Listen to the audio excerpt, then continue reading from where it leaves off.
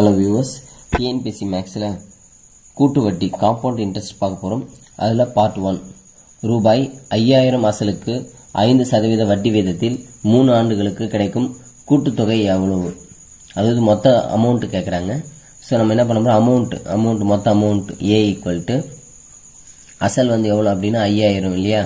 So 5000 into எத்தனை சதவீதம் வட்டி வீதம் தராங்க அப்படின்னா 5%. ஸோ இப்போ 100 கூட 5 கூட்டினா என்ன வரும், 105. ஸோ 105/100. இதை சிம்பிளை பண்ணால் உங்களுக்கு ஓராண்டுக்கான கூட்டுத்தொகை எவ்வளோன்னு கிடச்சிடும். இவங்க கேட்குறது வந்து 3 ஆண்டுக்கு. ஸோ அப்போ இதையே 3 முறை பண்ணணும். 105/100 இன்ட்டு 105/100. இது சிம்பிளை பண்ணால் உங்களுக்கு அமௌண்ட் கிடச்சிடும். இது வந்து பார்த்தீங்கன்னா ஷார்ட்கட்டு. ஸோ ஃபார்முலா யூஸ் பண்ணி போகிற மாதிரி இருந்து நம்ம P × 1 + R/100n அப்படின்னு ஒரு ஃபார்முலா இருக்குது, அதை யூஸ் பண்ணி போடலாம். ஸோ இது வந்து பார்த்தீங்கன்னா ஷார்ட்கட்டில் போகிறதுனால 5000 இன்ட்டு என்ன அசல் ப்ளஸ் வட்டி வீதம் எவ்வளோ கொடுக்குறாங்களோ அதை என்ன பண்ணணும், நம்ம 100 கூட 5 கூட்டிக்கணும். 10% கொடுத்தாலும் 110, 20% கொடுத்தாலும் 120/100. ஸோ அப்படி சப்ஸ்டிட் பண்ணி சிம்பிளை பண்ணால் நமக்கு ஆன்சர் கிடச்சிடும். இப்போ இது சிம்பிளை பண்ணிங்கன்னா 2 0 இந்த 2 0 கேன்சல் பண்ணிடலாம். இதில் ஒரு 0 இதில் ஒரு 0 கேன்சல் பண்ணிக்கலாம்.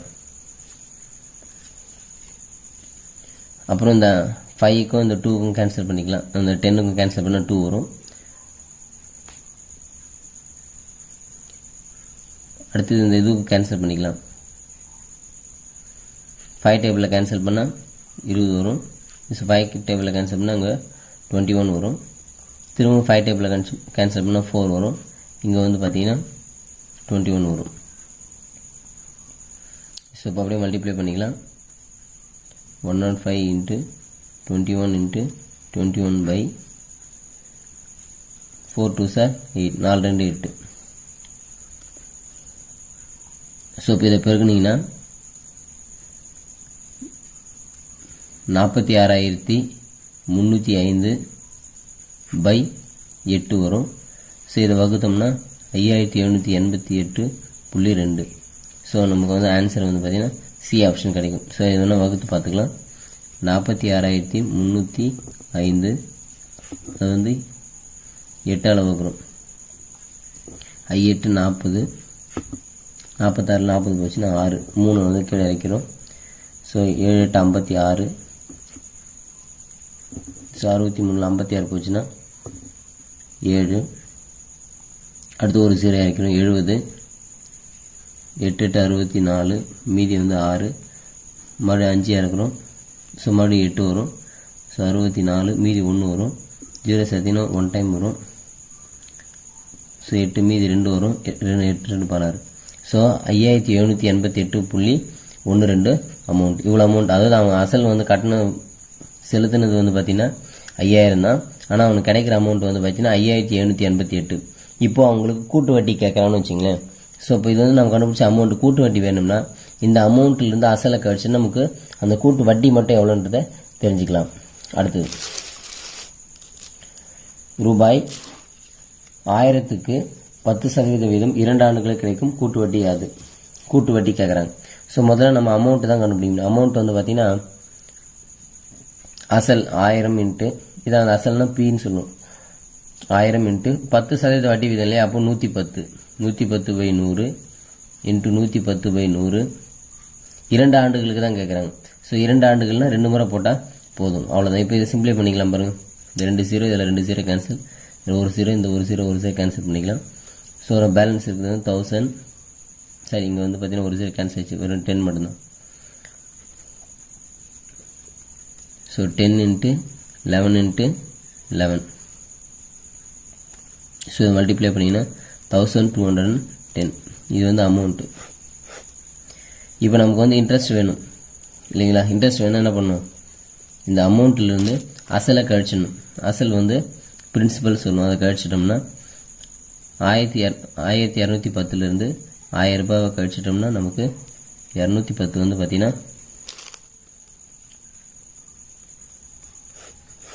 நமக்கு வந்து வட்டி வந்து பார்த்தீங்கன்னா இந்த கூட்டு வட்டி வந்து பார்த்தீங்கன்னா 210 ரூபா. சரிங்களா. அடுத்து குரு என்பவர் ரூபாய் 8000ஐ 15% கூட்டு வட்டி தரும் ஒரு நிறுவனத்தில் முதலீடு செய்கிறார். 3 ஆண்டு முடிவில் அவர் கிடைக்கும் கூட்டு வட்டி எவ்வளோ அப்படின்னு கேட்குறாங்க. ஸோ ஸோ அசல் வந்து பார்த்தீங்கன்னா இப்போ அமௌண்ட் கண்டுபிடிக்கலாம். அசல் வந்து 8000, வட்டி வந்து பார்த்தீங்கன்னா 15% இல்லையா, அப்போ 115/100. இதே மாதிரி எத்தனை ஆண்டுகள் அப்படின்னு சொன்னால் 3 ஆண்டுகள், அப்போ 3 முறை போடணும். 115/100 இன்ட்டு 115/100. ஸோ இப்போ இதை வந்து கேன்சல் பண்ணிக்கலாம். ஸோ 5வது பல்ல கேன்சல் பண்ண 25 100. இது 5வது பல்ல கேன்சல் பண்ணிங்கன்னா 2 2 5 10 23 வரும். அதே தான் இதுவும் வந்து பார்த்தீங்கன்னா 23 வரும், இது 20 வரும். ஸோ இது 23 வரும், ஸோ இது 20 வரும்.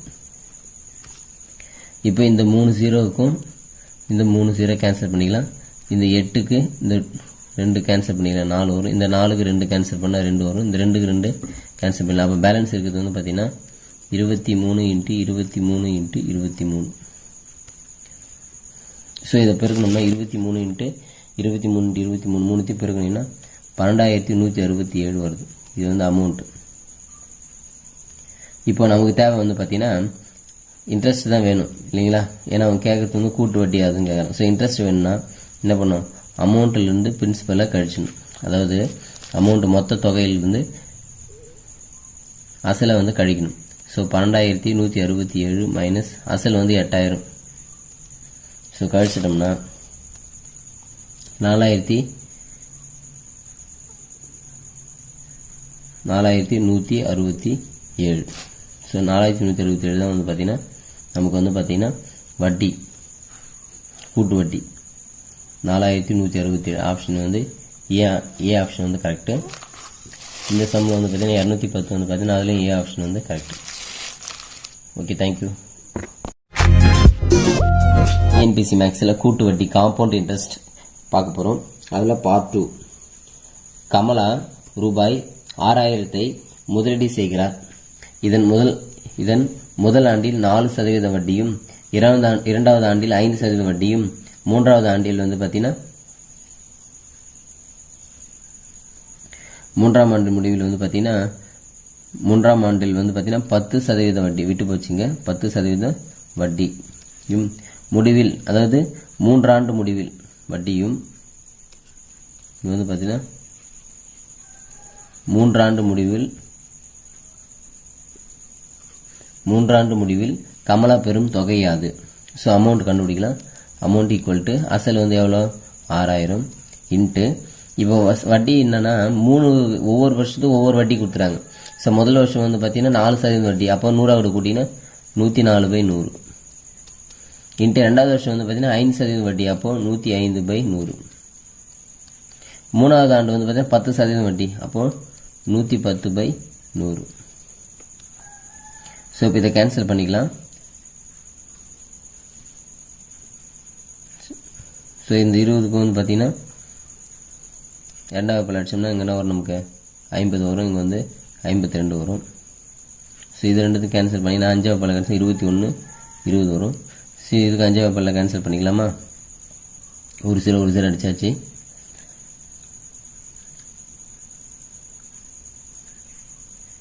ஸோ இது வந்து பார்த்தீங்கன்னா 20 வரும், இதுக்கு வந்து பார்த்தீங்கன்னா 22 வரும் இல்லைங்களா? ரைட். அடுத்து வந்து பார்த்தீங்கன்னா வேறு என்ன கேன்சல் ஆகுது, இந்த ஒரு 0 இந்த 3 0 கேன்சல் பண்ணிக்கலாம். ஸோ பேலன்ஸ் இருக்கிறத மட்டும் எழுதலாம். 6 × 52 × 21 × 22 பை இது ஒரு 5 2 2 இருக்குது.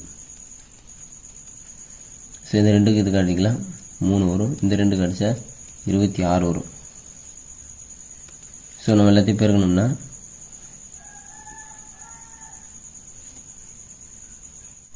ஸோ இது வந்து பார்த்தீங்கன்னா 3 × 26 × 21 × 22 பை 5. ஸோ இதை பெருக்கணும்னா 36,000/5 36,036. இப்போ 5ஆல் வகுக்கும்போது நமக்கு ஆன்சர் வந்து பார்த்தீங்கன்னா 7207.2. இதான் வந்து பார்த்தீங்கன்னா அமௌண்ட்டு. ஸோ பெரும் தொகை தான் கேட்டிருக்காங்க. ஸோ அமௌண்ட் வந்து பார்த்தீங்கன்னா 7207.2 ரூபாய். அடுத்து பாருங்கள், ஒரு நகரத்தின் மக்கள் தொகை 10,000 ஒவ்வொரு ஆண்டும் 20% அதிகரிக்கிறது எனில் 3ஆம் ஆண்டின் முடிவில் மக்கள் தொகை எவ்வளவு? ஏற்கனவே நம்ம வந்து பார்த்தீங்கன்னா அமௌண்ட்டை வச்சு போட்டோம். இப்போ மக்கள் தொகை வச்சு கொடுத்துருக்காங்க. இது வந்து அசலுன்னு நம்ம நினச்சிக்கணும். ஸோ இப்போ இங்கே வந்து பார்த்தீங்கன்னா மொத்த மக்கள் தொகை கேட்கறதுனால அப்போ அமௌண்ட்டு மொத்தம், அப்போ அசல், அதாவது 10,000 மக்கள் தொகை வந்து 10,000 இன்ட்டு எத்தனை சதவீதம் அதிகரிக்கிறது அப்படின்னா 20%. அப்போ 120/100 இன்ட்டு 120/100 இன்ட்டு 120/100. ஏன்னா 3 வருஷம் இல்லையா, ஸோ 3 ஆண்டுன்னு கேட்கறதுனால ஸோ 3 முறை போட்டாச்சு. ஸோ இப்போ இதை வந்து கேன்சல் பண்ணிக்கலாம். ஸோ கேன்சல் பண்ணலாம். ஒரு ஜீரோ கேன்சல் பண்ணிக்கலாம். இதில் ஒரு ஜீரோ கேன்சல் பண்ணிக்கலாம். இந்த பேலன்ஸ் இருக்கிற இந்த ஜீரோ வந்து பார்த்தீங்கன்னா இங்கே இருக்கிற ஜீரோ கேன்சல் பண்ணிக்கலாம். அப்போ 10 இன்ட்டு 12 இன்ட்டு 12 இன்ட்டு 12.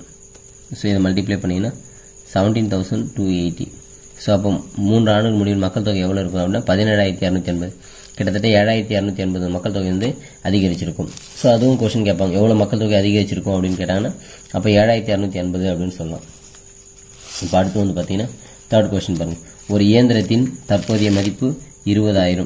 ஒரு இயந்திரம் இருக்குது, மிஷினு, அதனுடைய தற்போதைய மதிப்பு வந்து பார்த்தீங்கன்னா 20,000. ஒவ்வொரு ஆண்டும் 20% வந்து பார்த்தீங்கன்னா தேய்மானம் அடைகிறது எனில் 3 ஆண்டுகளுக்கு பிறகு இயந்திரத்தின் மதிப்பு என்ன? அதாவது ஸோ அமௌண்ட் மதிப்பு என்னன்னு கேட்குறாங்க. ஸோ அது அமௌண்ட் ஈக்குவல் டு, இப்போ என்னென்னா இது வந்து அசல்னு நினச்சிக்கணும் நம்ம. 20,000 அசல். இப்போ என்ன ஆகணும், ஒவ்வொரு வருஷமும் 20% அமௌண்ட் வந்து குறையுதுன்றாங்க. இங்கெல்லாம் வந்து அதிகமாகுது. ஒவ்வொரு வருஷமும் அதிகமாகினே, மக்கள் தொகை அதிகமாகினே போகும். அமௌண்ட் வந்து பார்த்தீங்கன்னா வட்டி கண்டுபிடிக்கிற கூட்டு வட்டி கண்டுபிடிக்கிற அமௌண்ட் அதிகமாகினே போகும். இங்கே வந்து பார்த்தீங்கன்னா தேய்மானம்ன்றது நம்ம அமௌண்ட் வந்து குறையும். ஸோ அமௌண்ட் குறையும் போது அப்போ என்ன பண்ணணும் அப்படின்னு பார்த்தீங்கன்னா, இங்கே நம்ம போட்ட இல்லைங்க சதவீதம், அது வந்து தலைகீழ போடணும். இப்போ உதாரணத்துக்கு 20% தேய்மானம் கொடுத்துருக்காங்க இல்லையா, அப்போ 100ல் 20% கழிக்கணும். அப்போ 80 வரும். அப்போ நம்ம என்ன பண்ணணும், 80/100 இன்ட்டு 80/100 இன்ட்டு எத்தனை வருஷங்கள், 3 ஆண்டுகள் இல்லையா, அப்போ 80/100. ஏன்னா நம்ம வந்து பார்த்தீங்கன்னா அதிகரிக்கிறது அப்படின்னு சொன்னால் கூட்டி போடணும். தேய்மானம் அப்படின்னு சொன்னால் தேய்மானம், குறையுது அப்படின்னு சொன்னாலே தேய்மானம் அப்படின்னு சொன்னாலே நமக்கு என்ன பண்ணோம், அதனுடைய சதவீதத்தை வந்து 100ல் கழித்து மீதி இருக்கிறத தான் நம்ம போடணும். ஸோ ஒரு ஜீரோ அடிச்சிடலாம். இல்லை ஒரு ஜீரோ கேன்சல் பண்ணி இந்த 0 இந்த 3 ஜீரோக்கு இதில் 3 ஜீரோ கேன்சல் பண்ணிக்கலாம். So balance 20 into 8 into 8 into 8 பெருகுனீங்கன்னா 10,240.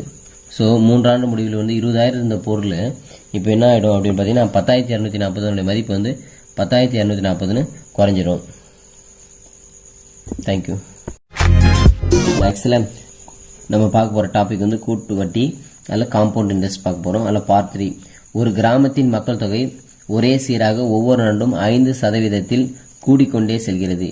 இப்போது அதன் மக்கள் தொகை 1,04,232 எனில் 2 ஆண்டுகளுக்கு முன்பு என்னவாக இருந்திருக்கும்? அதாவது இப்போ எவ்வளோ மக்கள் தொகை அப்படின்னு கொடுத்துட்டான்.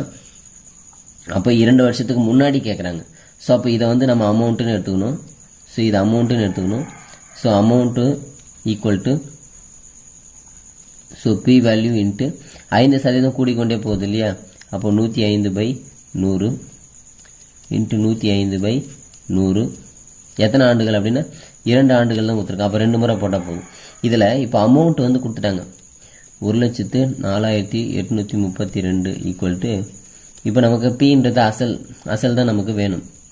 ஸோ அப்போ 105/100 இன்ட்டு 105/100 அடித்தோம்னா 21 105 25 100. ஸோ அப்போ இதுக்கு 21 இதுக்கு 20. நமக்கு பி தான் வேணும் இல்லையா. ஸோ பி ஈக்குவல் டு இந்த 20 வகுத்தலுக்கு தந்தோம்னா பெருக்கலாயிடும்.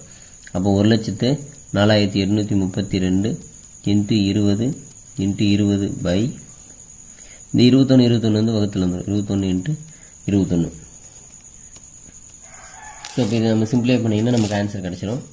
ஸோ முதல்ல இந்த 21க்கும் இந்த 1,04,832க்கும் கேன்சல் பண்ணிங்கன்னா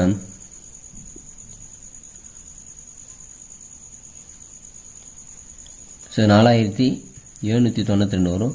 ஸோ 4,792 இந்த 21 கிடச்சோம்னா 237.71 வரும். இப்போது 237.71 இன்ட்டு 20 இன்ட்டு 20 வந்து 400. ஸோ இப்போ இதோட வந்து பார்த்தீங்கன்னா 400 வந்து நம்ம பெருக்கிறோம். ஸோ 400 பெருக்குனா நமக்கு வந்து அசல் வந்து பார்த்தீங்கன்னா 95,085 ரூபாய் 71 பைசா கிடைக்கும் நமக்கு. இதுதான் வந்து பார்த்தீங்கன்னா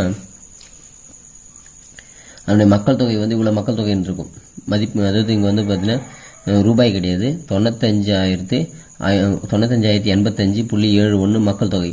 இதில் மக்கள் தொகை அப்படின்னும் போது இதை ரவுண்ட் பண்ணிடணும். ஸோ ஏன்னா மக்கள் தொகை வந்து புள்ளியில் வரக்கூடாது இல்லைங்களா.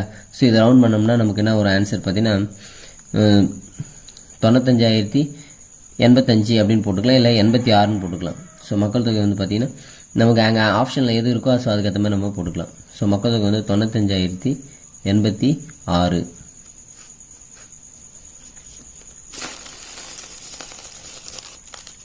ஒரு இயந்திரத்தின் தற்போதைய மதிப்பு 5,000. ஒவ்வொரு ஆண்டும் 10% தேய்மானம் எனில் 2 ஆண்டுகளுக்கு முன் இயந்திரத்தின் மதிப்பு என்னவாக இருக்கும்? ஸோ இங்கேயும் அதே மாதிரி என்ன பண்ணுறாங்கன்னா அமௌண்ட் கொடுத்துட்டாங்க. ஸோ அமௌண்ட் வந்து பார்த்தீங்கன்னா 5,000 இல்லைங்களா. So amount equal to be into எத்தனை சதவீதம் தேய்மானம் அப்படின்றதுல கழிக்கணும் இல்லையா. 10% தேய்மானம், அப்போது 90/100. 90/100 அதாவது 2 ஆண்டுகளுக்கு தான் கேட்குறாங்க. ஸோ அப்போ 2 முறை போட்டால் போதும். இதில் அமௌண்ட் வந்து 5,000. ஸோ அசல் தெரியாது, அமௌண்ட் எவ்வளோன்னு தெரியாது, இயந்திரத்து மதிப்பு. So 90/100 into 90/100. இப்போ இந்த ஒரு சில அடிச்சல இந்த ஒரு சில கேன்சல் பண்ணிக்கலாம். ஸோ குறுக்கு பிறகு பண்ணால் பி ஈக்குவல் டு இந்த 10 × 10 100 ஆகிடும். ஸோ 5,000 × 100/9981 இல்லைங்களா. ஸோ இப்போ இதை கேன்சல் பண்ணிக்கலாம். இப்போ இதை கேன்சல் பண்ணால் என்ன வரும் அப்படின்னு பார்த்தீங்கன்னா